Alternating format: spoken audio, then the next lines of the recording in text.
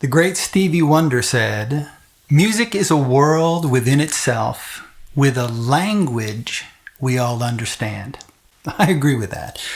And just like any other language, to speak it effectively, you must have a good grasp of the fundamentals. Sort of like knowing the letters, the words, the phrases, the sentences, but of music. So in other words, to speak the language of music effectively, you need to know the essentials of music. In this lesson, we'll learn those fundamental principles and make specific application to the guitar. Now I'm going to break it down into 4 sections: notes, scales, harmony and chords, and rhythm. And we're going to cover a good amount of information, so don't hesitate to stop and replay the video in order to master a section. That being said, let's begin. Notes. The most elementary building block of music is a note. And when you strike a string on the guitar, it vibrates, and that vibration is transferred to the soundboard through the bridge, creating a note. The pitch of that note, that is whether it is high or low, depends on a few factors, including how thick the string is, and the length of the string, and even the tension that you put on a string. So the thicker the string, the lower the pitch. Thinner strings sound higher. Lengthening the string makes the pitch lower, while shortening the string, like moving a note up the fretboard, that raises the pitch. If you loosen the string with your tuners, that will also lower the pitch, and conversely, tightening the string makes the pitch higher. Now, standard tuned guitars have strings with different thicknesses. The thickest string is on the top of the neck, and the thinnest string on the bottom of the neck when holding a guitar normally. The strings, when tuned with standard tuning, are tuned to a specific tension to produce 6 specific notes: E, A, D, G, B, and E. But those notes are only some of the notes found in the musical alphabet of Western music. The basic notes are in alphabetical order: A, B, C, D, E, F, and G. And then they repeat after that. Those notes can be written down with music notation in order to express music so that others can read that music and understand what you are hoping to communicate with that music. I mean, it's sort of like writing a letter on a paper, and that conveys your thoughts to the reader. Now, the specific notation used is called a staff, and that has 5 lines and 4 spaces, and it looks like this. I'm guessing you've seen that before. Now, for guitar music, there is something called a treble clef, also called a G clef, and it's placed at the front of a staff, and that determines the names of the notes on that staff. See, each line of the staff represents the name of a note, and each space of the staff, it also represents the name of a note. In addition, for lower notes or higher notes, the staff can be extended upward or downward by adding additional lines. These are called ledger lines, and they look like this. Now back to that treble clef being called a G clef. The reason it is called a G clef is because it circles around a line on the staff, and that line represents the note G. Now, it's really not that hard to figure out the names of the lines and spaces on a staff once you know that the second line from the bottom is called a G. If you just follow the musical alphabet that we just learned, well, then you can name each line and each space. Check it out.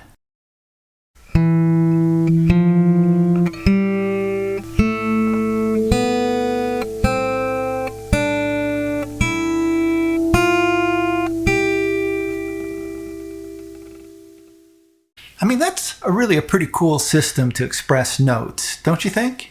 But wait a second, there are actually more notes than the basic A, B, C, D, E, F, and G, believe it or not.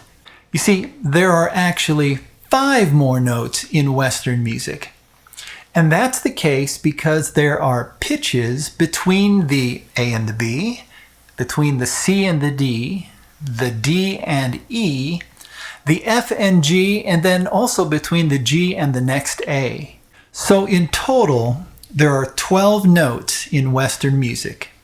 And read in order, they are a specific distance from the next note. In fact, each note is the distance of what's called a half step or a semitone apart.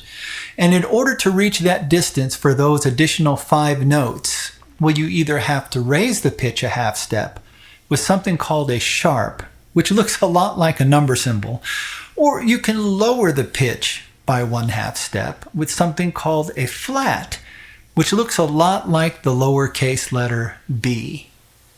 So here is what those 12 notes in order look like and what they are called. Incidentally, those 12 notes make up a scale, which is basically just an ordered sequence of notes. Now this scale has every note in it, and it is called the chromatic scale. Okay, you may have noticed that those 5 additional notes have more than one name. For example, the A sharp is also called a B flat. Now for this study, just remember that those notes actually have 2 names. And to say it with musical jargon, you would say that the A sharp and the B flat are enharmonically the same note. Or in other words, these notes have the same pitch, but they are spelled or named differently. By the way, as I mentioned earlier, the distance between each note and the note either before it or after it in the chromatic scale is called a half step or a semitone. And the musical term to describe the distance between any 2 notes is called an interval. So another way to say this when looking at the 12 notes in the musical alphabet is that they are all an interval of a half step from the note right next to it. For example, an A is a half step interval from an A sharp. And intervals are super important in music. It's something to be discussed in more detail in another video. But for now, let's apply this to the guitar. We looked at the interval of a half step in our chart of the notes in the chromatic scale. Now the distance of a half step interval on the guitar is 1 fret. And so the distance of a full step interval on the guitar is 2 frets. If you think about it, now that we know the names of the strings on the guitar and the names of every note in Western music, we should be able to figure out the name of every note we play on the guitar. Well, one way to figure it out is to begin with the name of the string that it's on, and then proceed up the fretboard using the chromatic scale to find the name of the note. Let's do that. Okay, so here's an example of how I could find any note on the guitar. I'm just not even going to look. Let's just go here. All right, this note right here, it's on the 4th string on the 4th fret. Well, I know the name of the 4th string is a D. Now if I go up the chromatic scale, D, D sharp or E flat, E, F, F sharp or G flat. So I know this name. One more thing on notes when you're a guitarist. The primary way to convey notes to play is using that musical notation that we discussed a moment ago, that is, a staff, remembering the names of the lines and the spaces associated with that staff. But for guitarists, there's another way to convey what notes to play, and that's using something called guitar tablature, or tabs for short. Basically, guitar tablature is a visual tool where notes are represented by numbers. And the standard guitar tab has 6 horizontal lines, with each line representing a string on a standard tuned 6-string guitar. So this is an example of what guitar tablature looks like. And as I mentioned earlier, notes are now represented by numbers, where the numbers represent the fret on the guitar on which you are to place your finger or fingers. Let's look at this guitar tab as a simple example. Now, if the string has a 0 on it, well, then that means to play that string without pressing on any fret or open. Any other number represents the fret on which to play a string. Now, you'll notice that each note written on the tablature corresponds to a note on the staff notation as well. Especially when you're first learning to play guitar, tablature is a helpful tool. Okay, that takes care of the fundamental information to learn about notes and how they apply to the guitar. Now, if all that made sense, then well done on picking that up. But if not, no worries. Go back to the start, replay it, take your time. Before you know it, it'll all click and you'll be ready for the next section, which is scales. Okay, we've learned a lot about notes. Let's learn a bit more about scales. Now, remember from our study of notes that an ordered sequence of notes is called a scale. And we learned the scale that has every note in it, the chromatic scale. As you may have guessed, there are a number of other scales made up of notes from the chromatic scale. And these scales are very helpful to create music.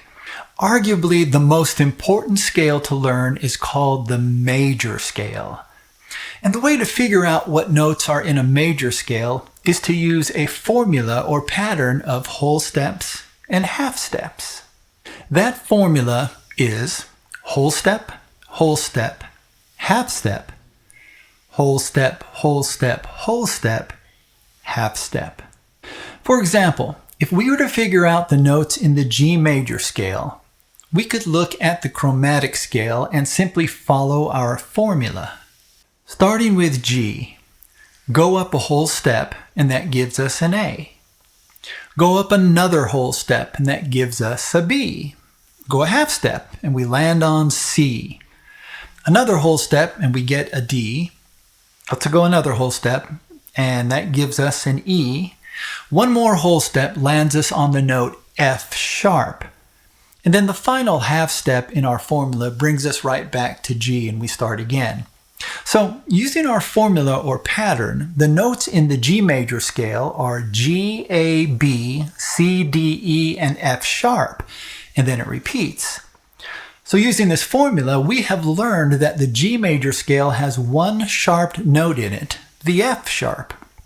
And by the way, you'll recall from our study of notes that F sharp is enharmonically also called G flat. However, when you use this formula to figure out the notes in the major scale, you want to use all 7 letters in the musical alphabet. So if we call the note a G flat instead of an F sharp, well, this scale would not include all the letters. Instead, it would have 2 G's, one natural and one flatted, and no F's. That's why when figuring out the notes in a major scale, you'd call the last note in the G major scale an F sharp instead of a G flat. Although technically, they are the same note. Does that make sense? Now we can do this with any note to figure out the corresponding major scale, going through each letter of the musical alphabet to name the notes in each scale using that major scale formula. Pretty cool, right? Let's try it one more time. All right, if I wanted to know what notes are in the C major scale, I start with a C and use the major scale formula. Looking at our chromatic scale, we see that the C major scale has the notes C, D, E, F, G, A, and B, and then repeats again with the next C. This scale has no sharps and it has no flats. One more thing about the notes in a major scale. You can also refer to the notes of the scale by something called its degree number or its scale degree. And it's pretty simple. So let's just take the C major scale to illustrate what I mean. You can refer to the first note as the root and it names the scale. So the root is C, so this is a C major scale. The next note is called the second, The next note after that is called the third, and so on. You see the pattern? So if someone asked you what the fifth scale degree of the C major scale is, you'd reply, it's a G. Okay, there's much more to learn about scales, and there are many other scales to study, but we'll save that for another lesson. For this lesson, we'll be satisfied with what we learned about the chromatic scale and the major scale. Now let's apply this to the guitar. How can I find the notes in any major scale on the guitar? Well, remember our formula: whole step, half step, whole step, whole step, half step. And remember that a distance of 1 fret is the same distance as a half step, and the distance of 2 frets is the same distance as a whole step? Well, using that knowledge, I can then figure out the major scale for all 12 chromatic notes. So using our formula, we can take any note in the chromatic scale and figure out what the major scale is off of that note. So let's just do an example. We'll just take this open D string. And the first note is the root, right? D. So we go whole step. That's an E. Whole step. That's an F sharp. Half step. That's a G. Whole step. That's an A. Whole step. That's a B. Whole step. That's a C sharp. And then that last half step, that's a D. In future videos, we'll take a deeper dive into scales. But for now, we'll stick with what we've learned, and we'll go to our next section on harmony and chords. Now that we have a good understanding of individual notes and how they can be used to form scales, what happens when 2 notes are sounded or played at the same time? Well, you guessed it, you get harmony. That's right. Harmony is the sound created when 2 or more notes of different pitches are played at the same time. Here's an example of harmony. Now, when you play 3 or more notes simultaneously, you still have harmony, but this harmony has a specific name, and we call that a chord. Chords are awesome, and they're the foundation of a piece of music or an entire song. I love chords. Now, similar to how notes conforming to a specific formula or pattern form scales, chords are formed by specific patterns, but not just a combination of notes, but also a combination of intervals. In this lesson, we'll barely even dip our toes into the waters of understanding chords, but this is something you definitely want to pursue. In fact, I hope to have a whole series on chords in the very near future, so keep your eyes open for that. All right, the basic chords we're going to introduce today are called triads. Now, the prefix tri means 3, such as in a triangle, which is a shape that has 3 sides and 3 angles, or a trio, a group of 3 people. So, I'm sure you've guessed, a triad is a chord with 3 notes stacked on each other and sounded or played at the same time. You can actually take the notes from a scale and stack them using a specific formula to produce these triads. The most commonly used triads are those that are formed from the most popular musical scale, and that's the one we learned earlier, the major scale. The primary triads formed from the major scale are formed by stacking notes using the interval of a third.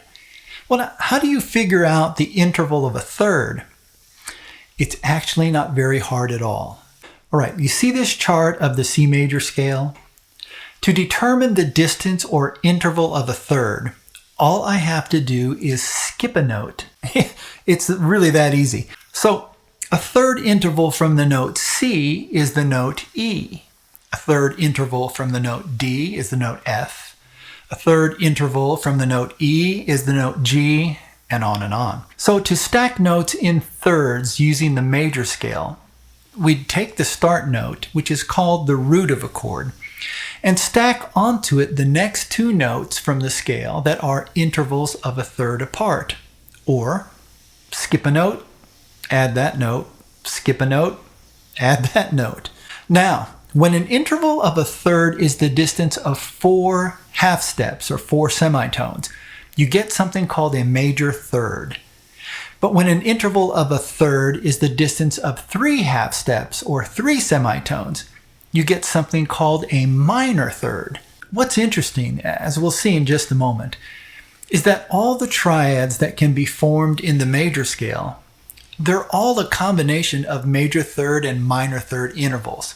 And when you have the combination of a major third interval and a minor third interval, you get a chord called a major chord. When you have the combination of a minor third interval and a major third interval, you get a chord called a minor chord. And when you get a combination of a minor third interval and another minor third interval, you get a chord called a diminished chord. All right, let's use what we've learned with the C major scale to see what the triad chords are in this scale. Following my formula of intervals, I get these notes: C, E, and G. And using what we learned about the major third intervals and minor third intervals, this turns out to be a major chord. So the first chord in the key of C, built on the C major scale, is C major. The next chord would be D, F, and A. And this is a minor third interval and a major third interval. So it's a minor chord. The first note, the root, is D. So this is now a D minor. Okay, let's do another. The next chord would be E, G, and B. And going a little quicker, this is an E minor. All right, next in line is F, A, and C, and this is an F major. Then we get the notes G, B, and D, and this is a G major. Following that, we get A, C, and E. This is an A minor. And finally, the last chord is made up of the notes B, D, and F. And with this chord, because we have 2 minor third intervals, we actually have a B diminished. And there you have it. Using what we've learned thus far, we've figured out the 7 triads that come from the C major scale. Now let's apply this to the guitar. First, when you have a major chord, you can just name that chord by its root. So for example, you don't have to say C major unless you want to. You can just call it C. Second, as long as you find any combination of notes in a chord on the guitar, you'll get that chord. I mean, it doesn't really matter where it is on the fretboard, you'll get that chord. So let's take, for example, a C chord, which you'll recall has the notes C, E, and G. So where can I find these notes on the fretboard that are fairly close to one another so that it's easy to play? Well, a good place to start is right near the nut of the guitar, and somewhere within the first 3 or 4 frets if possible. Remember, we want to find some guitar chord form that we can play, so we don't want to use too many frets when forming our chords, unless of course you've got exceptionally long fingers. So if I stay around this area, all I have to do is find C's, E's, and G's. So let's take this string. It's an E. I can leave it, or this is also a G, right? E, F, F sharp, G. Any of those notes will work in our chord. So we'll make a choice. Let's take the next string though and see what we get there. That's an A, no. A sharp, no. Or B flat, B, C. So I can use this note and this note. So I got C and E, or C and G. All right, so I'm getting close to a chord right now. I need another note. All right, let's go to the next string. The next string is a D, so I can go D, D sharp, or E flat, E. All right, so there's a note, C, E, or G. Now if I have an E and I have a C, I don't want another E. Let me go ahead and play the G. So these 3 notes, there's a C chord. How about that? But let's go further. Let's build on this C chord and let's use the 3rd string. Well, the third string is a G, which I want, C, E, and G. So I'll just leave it open. Now I can play, I'm already repeating notes because I already have the three of them here, C, E, and G. So let's just play that note too. And that's still a C chord, but I've made it a bigger sounding chord because I added an extra string. Let's keep going. Okay, here's the B string. We know it's a B string. We go up one fret and it's a C. And that is in our chord, so I can add that too. So now I've got,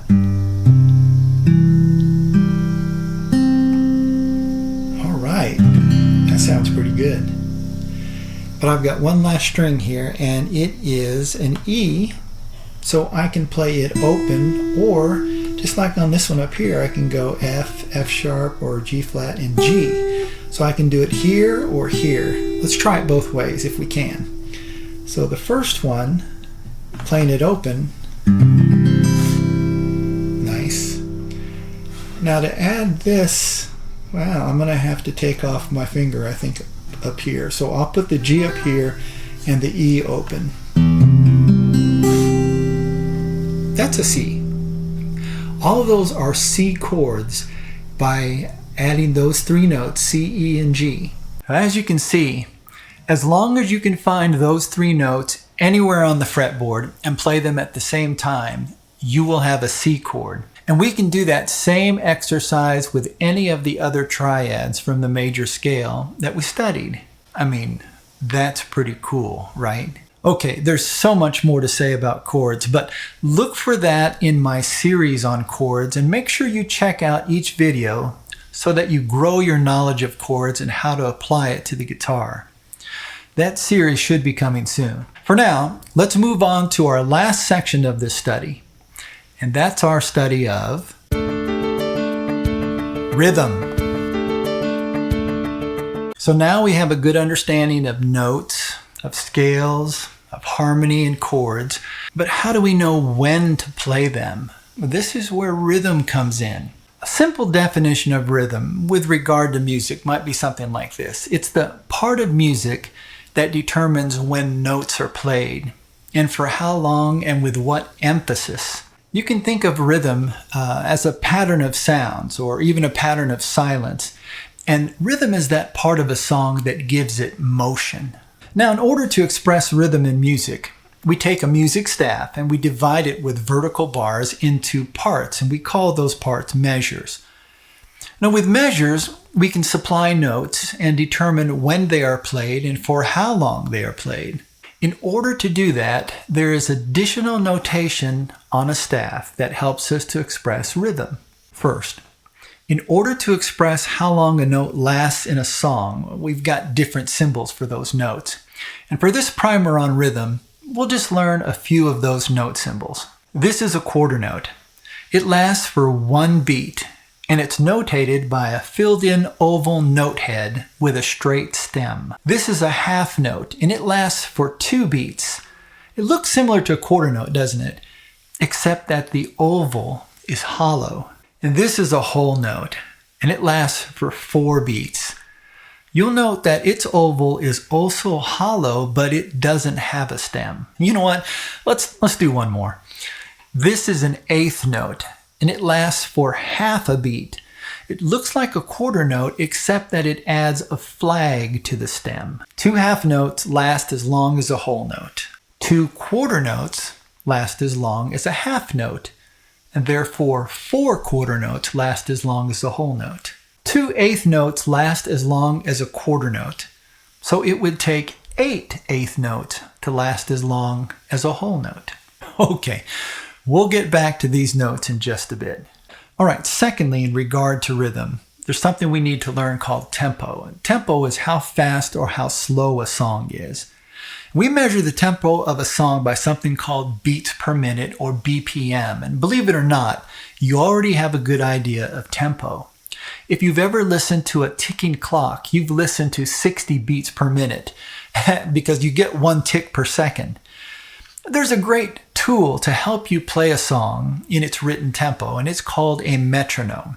The neat thing is you can find free metronome apps for your phone. Third, there's something called time signature.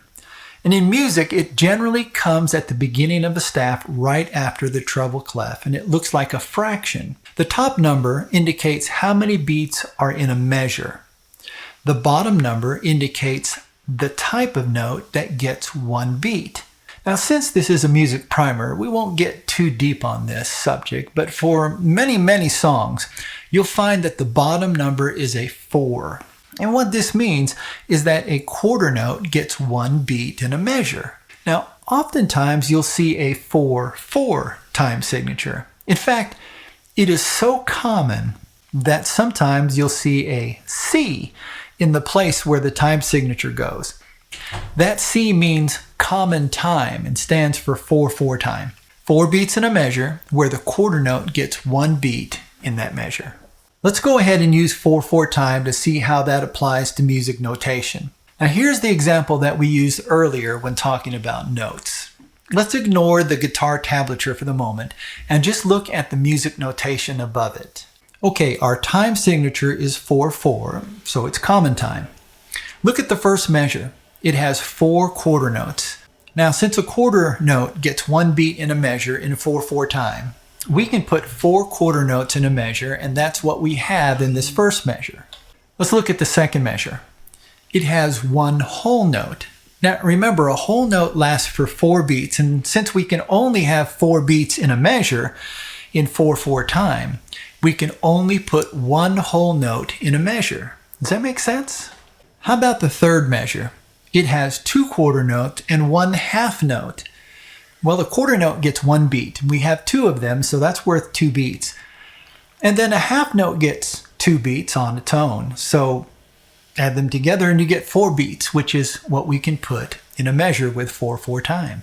Now, to play this piece of music on the guitar in proper rhythm, you would count to 4 each time you go to a measure and then play each note with its proper note value. Here's an example of how to count the measures and play the song. Okay, I'm going to need glasses for this one.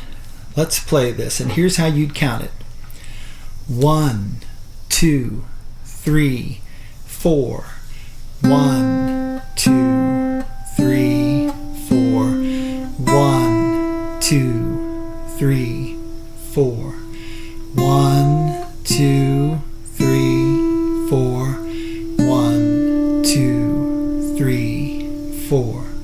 1, 2, 3, 4.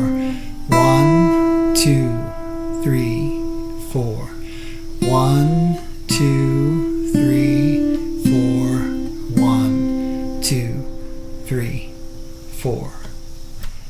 And that's how you would play that in rhythm. Do you see how rhythm gives the song motion and makes it both sound and feel right? Rhythm is super important in music, so take the time to work on this.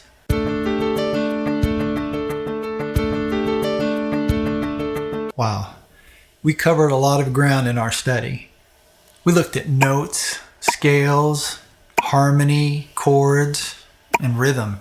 And if you're a beginner, this might seem like knowledge overload, but the great thing is that you can just rewind the video and review it until it's all understandable, both in your mind and in applying these concepts to the guitar. Okay, I wish you the very best. Don't forget to subscribe and keep an eye out as I expand upon these concepts and get more in depth in future video series. And I'll see you there.